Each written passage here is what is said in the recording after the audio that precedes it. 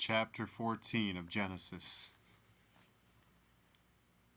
And it came to pass in the days of Amraphel king of Shinar, Arioch king of Elasar, Kedorlaomer king of Elam, and Tidal king of nations, that these made war with Bera king of Sodom, and with Bersha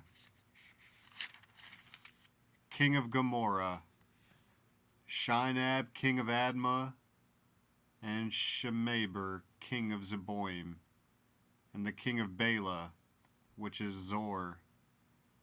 All these were joined together in the vale of Siddim, which is the salt sea. 12 years they served Kedorlaomer, and in the 13th year they rebelled.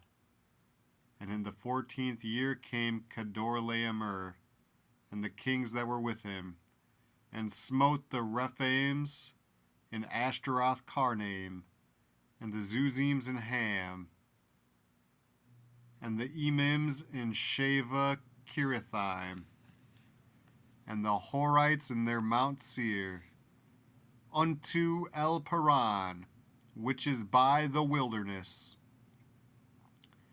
And they returned and came to En Mishpat, which is Kadesh, and smote all the country of the Amalekites, and also the Amorites that dwelt in Hazazon Tamar.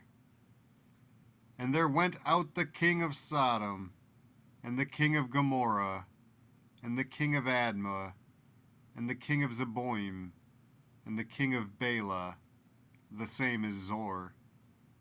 And they joined battle with them in the vale of Siddim, with Kedorlaomer the king of Elam, and with Tidal king of nations, and Amraphel king of Shinar, and Arioch king of Elasar, 4 kings with 5. And the vale of Siddim was full of slime pits, and the kings of Sodom and Gomorrah fled, and fell there, and they that remained fled to the mountain.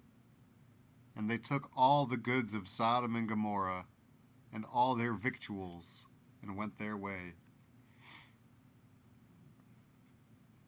And they took Lot, Abram's brother's son, who dwelt in Sodom, and his goods, and departed. And there came one that had escaped, and told Abram the Hebrew, for he dwelt in the plain of Mamre the Amorite, brother of Eshcol, and brother of Aner. And these were confederate with Abram.